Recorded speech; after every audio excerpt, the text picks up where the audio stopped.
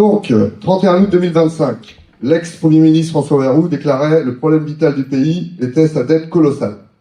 Avec des projets de budget, que ce soit François Bayrou ou Le Cornu, avec les mêmes idées, hein, vous les avez en tête, mais on supprime des personnels dans la fonction publique, on affaiblit la protection sociale, on supprime des jours fériés, enfin bref, j'en passe et des meilleurs parce que, malheureusement, la France est en faillite.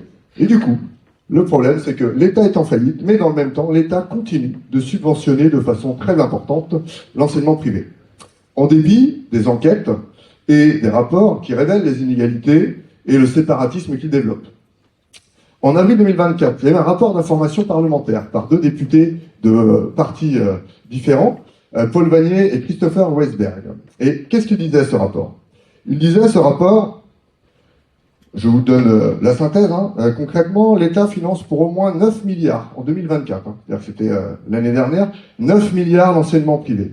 Les collectivités territoriales, 2 milliards. Ce qui fait qu'au final, la part de financement public des établissements privés était de 75%.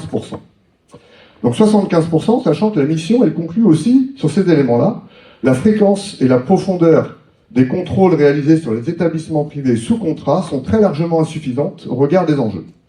Et il note que personne, dans les auditions qu'ils ont faites, n'était capable de chiffrer le financement total lié à l'enseignement privé. Quand on est vraiment endetté au bord de la faillite, c'est quand même bizarre de ne pas pouvoir le chiffrer. D'autant plus que l'établissement privé était contrôlé en moyenne une fois tous les 1500 ans. Hein. Vous voyez, donc voilà, il y avait le temps, quoi.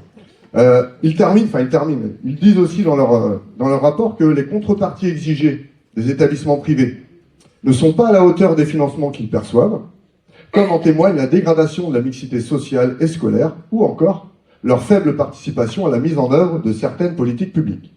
Parce qu'il y a certaines choses dont ils s'estiment ne pas être redevables, et en parlant de mixité, ça a été dit tout à l'heure, mais ça amène à un premier questionnement.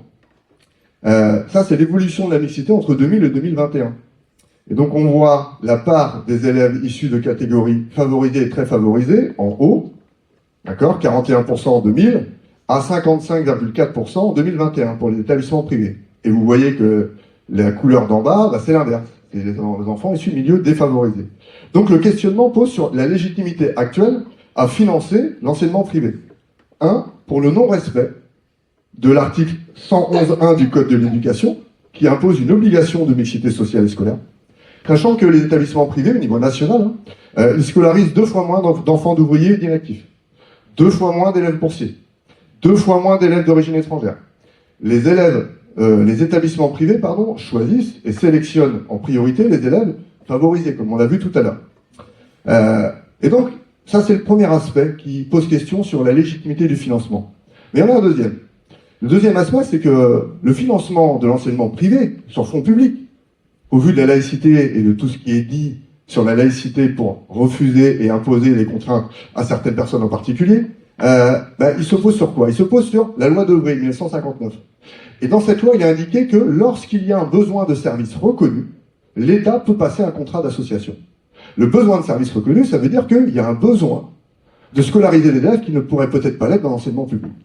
Dans les années 50, il y a une explosion de la scolarité, avec certaines réformes qui portent la scolarité assez loin. Et donc, ça pouvait peut-être s'entendre.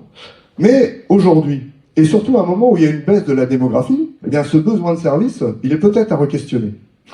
Et notamment dans notre département. Dans notre département, il faut savoir qu'il y a 48 collèges privés en Ille-et-Vilaine. Sur les 48 collèges privés, contrairement aux communes, il n'y en a que 7 qui sont situés sur des communes où il n'y a pas de collège public. Ça veut dire qu'il y a 41 collèges privés qui sont à des endroits où il y a déjà des collèges publics.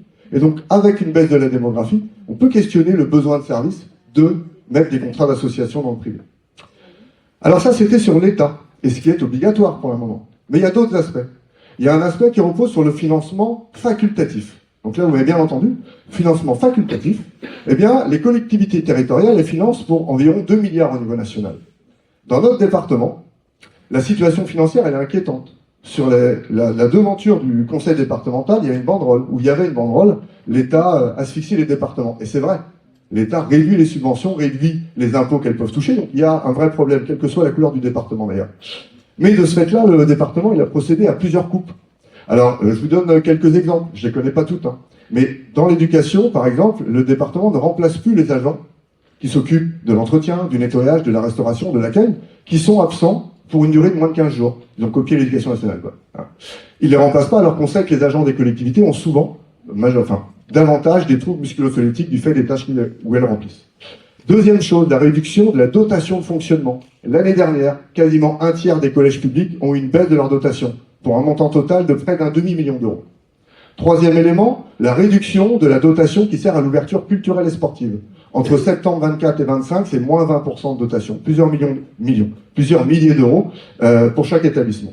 Et enfin, le dernier point, avec la baisse des démographies que j'évoquais tout à l'heure, c'est la menace qui plane sur certains collèges publics de fermeture, et notamment sur un collège à Tremblay, qui est en milieu rural et qui est en réseau d'éducation prioritaire. Donc ces questions-là, elles se posent parce que dans le même temps, le conseil départemental continue de financer de façon facultative les collèges privés, pour un montant total qui est actuellement pour plus de 4 millions d'euros par an. Donc là, c'est les documents du conseil départemental, qui signe une convention avec la direction diocésaine de l'enseignement catholique, parce que c'est 100% catholique en Ille-et-Vilaine, le privé. Et donc, chaque année, ils participent à l'investissement des collèges privés, qui normalement ne devrait pas être le cas, mais c'est faisable avec la loi Fallout. 2,3 millions par an. Et en plus de ça, il y a d'autres dotations pour équiper en informatique, pour accéder aux équipements sportifs. Alors que ça relève normalement de la mission privée. Donc on est sur 4 millions par an. Donc ça pose question quand même pour un département, en plus, qui défend une politique de gauche. Et comme ça a été dit tout à l'heure, ça questionne d'autant plus qu'il y a un objectif de mixité scolaire. Et donc là, si on se concentre sur les collèges uniquement d'Ille-et-Vilaine, ça, c'est les collèges qui ont l'indice social le plus faible. Alors devinez, les oranges, c'est quel collège? C'est les publics. Voilà. Sur les 30 qui ont un indice le plus faible, vous en comptez combien de privés? 4. Mais si on va maintenant sur ceux qui ont le plus haut niveau, pas social, mais l'IPS le plus élevé, sur les 10 collèges qui ont le plus haut niveau, il n'y en a que 2 qui sont publics. Donc là, c'est pour le conseil départemental, et je vois que j'ai déjà dépassé. Donc je termine parce que pour la région, on a les mêmes choses.